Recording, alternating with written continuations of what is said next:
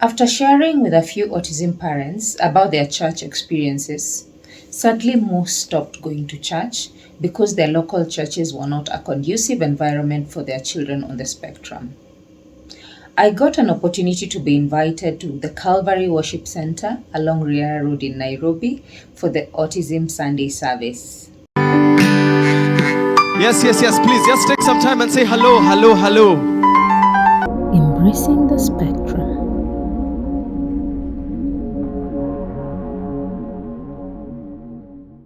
First of all, I did not even know something like that even existed, and I checked, and as defined by Wikipedia, Autism Sunday, also known as the International Day of Prayer for Autism Spectrum Disorders, is an event observed annually on the second Sunday of February every year. How amazing! So within Calvary Worship Center, they have a foundation called Nione Initiative Foundation, which promotes an inclusive environment for children and families affected by autism spectrum disorder. So they do this through awareness, training, and collaboration. You can find them at Nione Initiative on Facebook and on Instagram.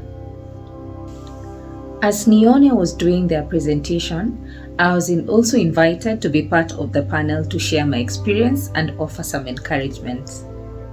Chime in. Just join in. Hi everyone. I'm Noreen Ajiambu, or Mama KK. KK is Kigoma Kwame.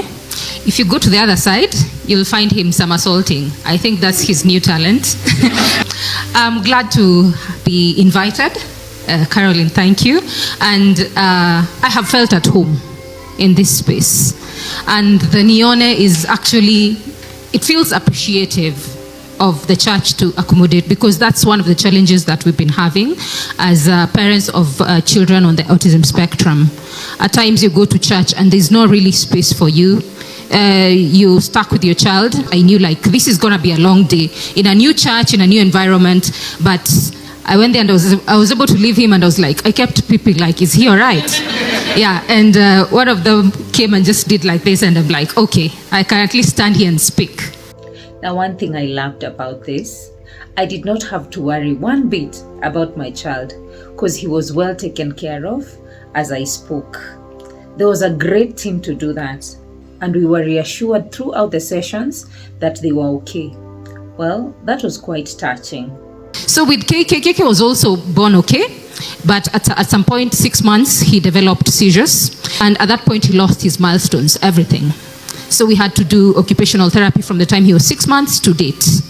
So along the way, I started noticing, because I have an older son who's 15 now, Kigoma is 5, and comparing as a parent, you see like, this one is not behaving like Dylan, you know? And he was very busy.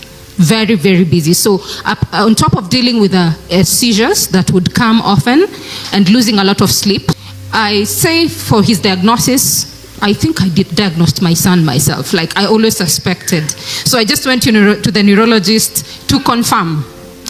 Well, you know, people have defined autism in very scientific ways, but I've always tried to understand autism from the eyes of a parent to my son. And what I would define autism is at his own time, you know, everything at his own time. So for parents of children on the autism spectrum, let them be at their own time. Let them reach those milestones at their own time. It's all about even identifying their strengths, also asking God to take you through and be able to meet them at their own space. You see, like we try and do all this occupational therapy and everything so that they are able to conform and fit in the society. But why doesn't the church, doesn't the world try and come down to their level? Meet them at their own space so that we are able to accommodate them. Because you might have all these interventions and they might not be able to attain them. Thank you very much. Thank you very much. All right. Is your church inclusive? I believe with a little more awareness, we could create the little change we desire, right? Church can be a place of comfort and community, but for children with autism, it can also pose very unique challenges. From loud music and bright lights to unexpected transitions, people have stood, they have sat, they're moving, they're dancing. Sensory overload can make the experience very overwhelming. Small things that we take for granted, like handshakes in church, like hugging and small talk, this may be very difficult for them to navigate. Long services and abstract religious concepts can be hard to process, making focus and engagement a struggle for the little humans. But with understanding and small adjustments here and there, churches can create a more inclusive space. And this can be done by sensory accommodations like quiet spaces or places with low volume and dimmed lights. They can offer clear expectations and visual schedules for services and activities. This will also enhance a clear understanding. Then social stories can be used to explain church routines, because kids on the spectrum thrive well in routines. The church can offer flexible seating options, like allowing the children to sit with their parents and not necessarily go to other places because they might not be used to strangers.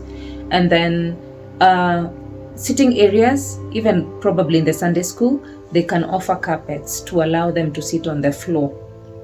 And then cushioned seats can be provided wherever possible. And then spacious rooms can also be provided to allow movement and steaming, because some may not really necessarily be able to sit throughout the service. They might need to steam, they may need to roll over, they may need to jump around, walk around. And then having trained volunteers who understand autism and can provide gentle support. This is very necessary, because you see, when you have people supporting you, you can be able to concentrate. And most importantly, inclusion and understanding from the congregation to embrace neurodiversity. This is because every child needs to feel welcome, valued, and embraced. And also, this can enable the autism parents and caregivers to fully participate in church activities and be part of that amazing community.